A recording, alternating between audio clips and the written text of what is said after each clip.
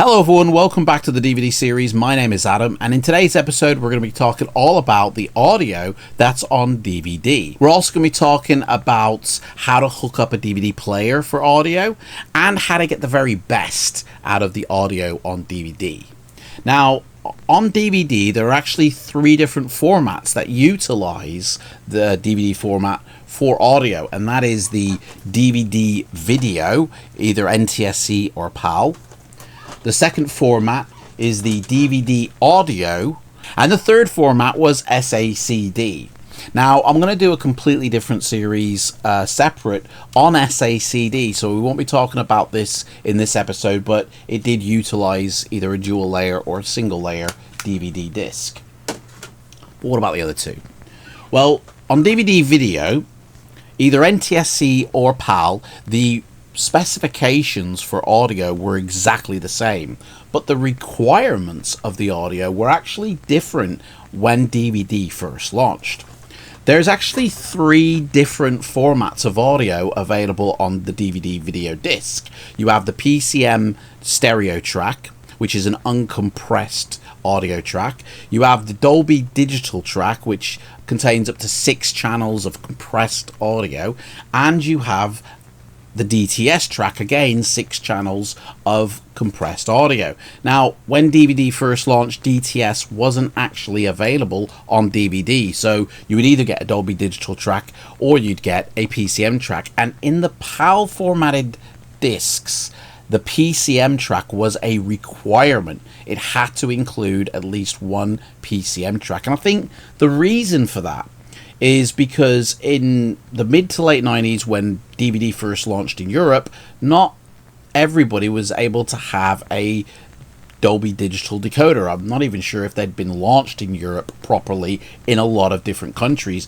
The PAL region covers a load of different countries that speak different languages, and so I think the requirement for a PCM track was so at least everybody in the PAL territory could enjoy DVD when it first launched. Now, this requirement by 2001 was actually dropped, and it was no longer a requirement for a PAL formatted disc to contain a PCM track. That is when DTS came in to the market for DVD. You'll find DTS tracks more prevalent on NTSC discs than you will on PAL discs. There are some, DTS PAL discs, but there are more NTSC encoded DTS discs. Now, like I said, when DVD first launched, the PAL formatted discs got kind of a rough ride because it was cheaper to master one DVD with about 5 or 6 different language tracks that you could then sell to 5 or 6 different countries, as opposed to mastering 6 different DVD with 6 different audio tracks. And at the beginning of DVD, there wasn't a lot of money being pumped into it, so the PAL region discs would have up to 6 different languages encoded on them. Now, DVD audio, depending if it's a multi-channel or a mono track and the bit rates and all that, which I'll get into in a sec, can take up to something between 650 megabytes of disk space all the way up to 1200 megabytes of disk space. So having 6 audio tracks meant really there was no room left over for special features. And the first launch of DVDs that launched both in America and the PAL regions, you would find that the NTSC copy would have a lot of special features on it, whereas the PAL region would have no special features because all of the disk space was taken up by the audio tracks. Now, the specifications for these 3 different formats. For PCM, you can either get that in a 48 kilohertz 16-bit or a 96 kilohertz 24-bit format. It is uncompressed audio on DVD, and the bit rate was around 1200 megabits per second. The second format, the Dolby Digital, can contain up to 6 tracks of compressed digital audio. It's available either at 48 kilohertz 16-bit or 96 kilohertz 24-bit. And the bit rate was around 384 to 448 bits per second. The DTS, again, 6 channels of compressed audio, 48 kilohertz 16-bit or 96 kilohertz 24-bit. The bitrate on DTS is about 768, so it's slightly less compressed than Dolby Digital, but on DVD, not by much. In fact, Dolby Digital, PCM, and DTS are more heavily compressed on DVD than available on Laserdisc, Blu-ray, and 4K. You'll find more uncompressed versions there. But the audio DTS, when it first came into the market, it was around 2001. Hit more NTSC encoded discs than it did the PAL discs. And that's about it really for the audio, which could contain up to 10 different tracks. And they would generally be used for the main features audio track in a number of different languages. You might have a music only score of the film's music, original soundtrack, or a special effects only track on the disc, or audio commentaries. And that was really the only way audio was used on DVD. But for the next format, DVD audio, it didn't have any special requirements like DVD video did, but the specifications were a lot more varied than the DVD video. There were actually 4 different formats of audio available on a DVD audio disc. You had your PCM stereo track, which again could be at 48 kilohertz 16-bit or 96 kilohertz 24-bit, with a bit rate of about 1200 kilobits per second.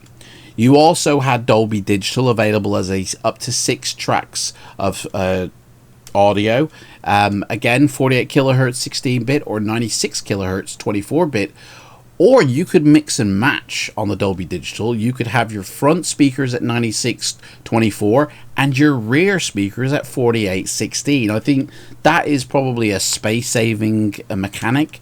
I'm not sure of anybody who took advantage of that, but it was compatible with that layout on the audio.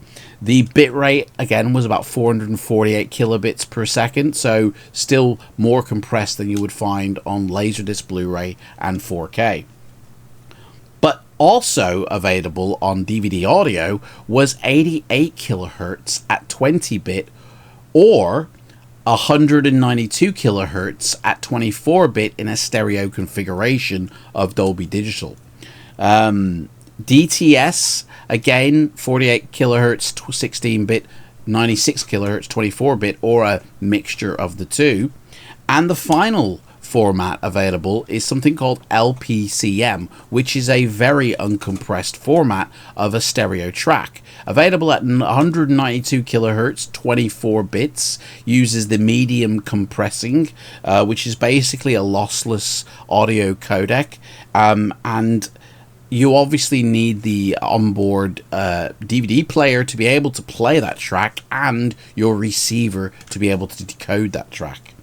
DVD audio was very popular. Didn't start until 1999 because of the copyright protection. They wanted to, when it got hacked for DVD video, they wanted to make sure that it wouldn't get hacked on DVD audio, and so it was delayed till 1999. Now, DVD audio did become very successful with music bands who wanted a higher quality version of their album available to customers. Much higher than a CD, which uses 44 kilohertz 16-bit.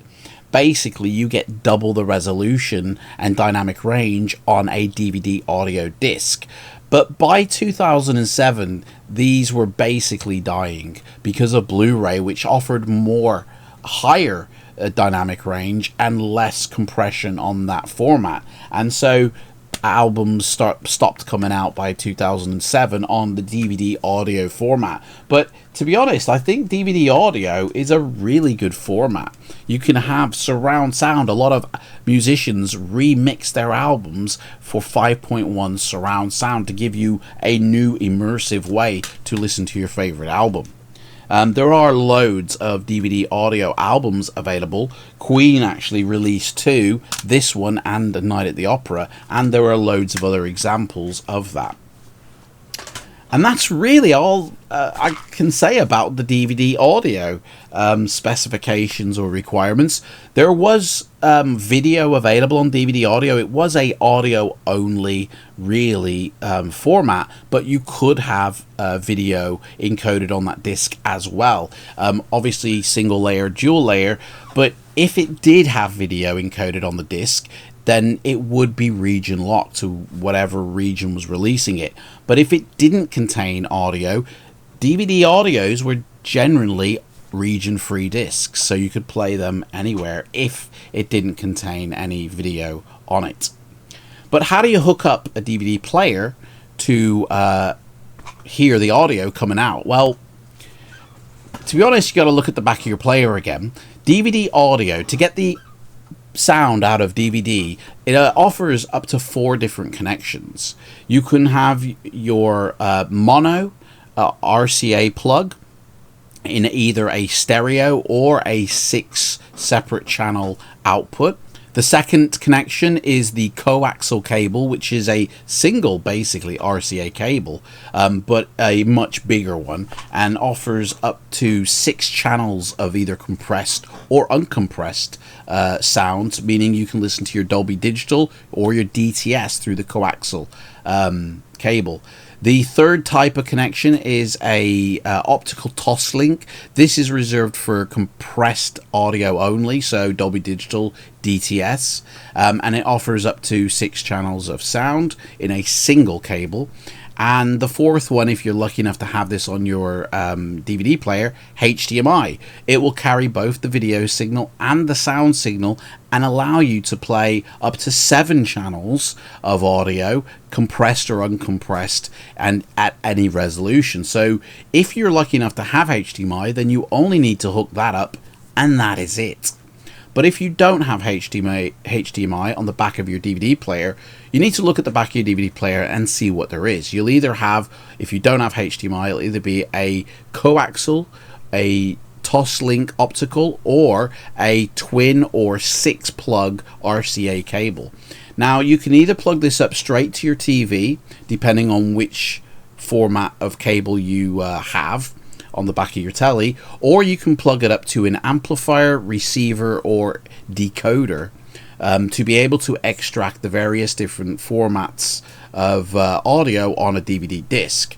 You might be able to also connect it straight up to a soundbar, or just a regular stereo, to be honest, that probably doesn't have any type of Dolby Digital or DTS decoding, but you can still listen to stereo PCM tracks on it.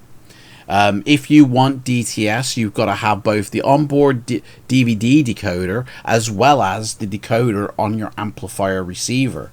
It is possible to listen to DTS if you don't have it on your receiver by basically enabling your DVD player to downmix that 6 channel into a stereo sound, and it will output at a PCM stereo. So it's kind of doing an internal decoding itself, and then your amplifier or receiver is outputting a PCM track. Now it is a matrix PCM track, so your rears aren't really going to be singing and dancing as if they were if you were just playing the native DTS track, and it generally will also have no normalization attached to it, as it will have already been done, and the sound level can actually sound about 5 to 10 decibels lower than if you have the DTS decoding ability on your receiver.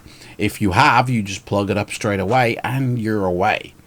Sound bars you can plug up. I've never used one though. I don't recommend them because they're a single speaker with a virtual sound, much like a TV. My OLED 4K TV has Dolby Atmos included in it, and it has very good sound, beefy, more beefy than probably some home cinema setups, but at the end of the day it's a single or a twin stereo speaker setup with a virtual surround, and I don't recommend using virtual surround in a home theater setup. I do recommend a actual 6 to 10 speaker placement, depending on what your amplifier can do. Obviously DVD isn't supported with Dolby Atmos, so you're not going to get that however many speakers, 10 speakers plus, surrounding you in the overheads and everything.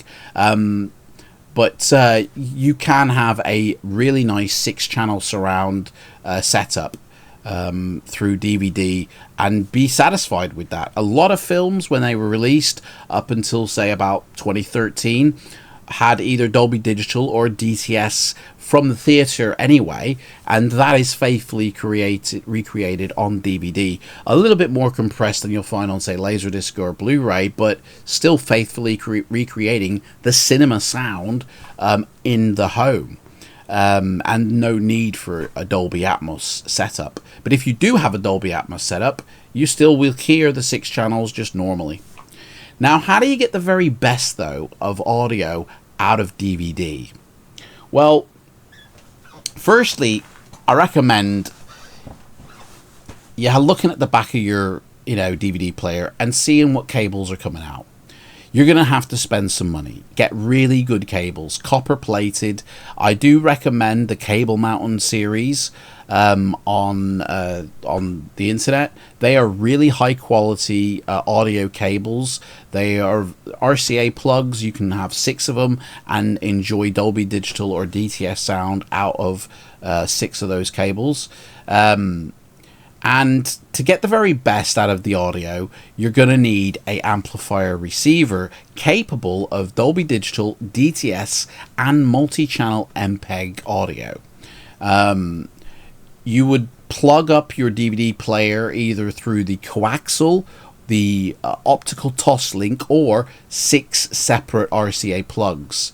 And your speaker configuration, you can have as many as you want at the end of the day, but you only really need 5 or 6.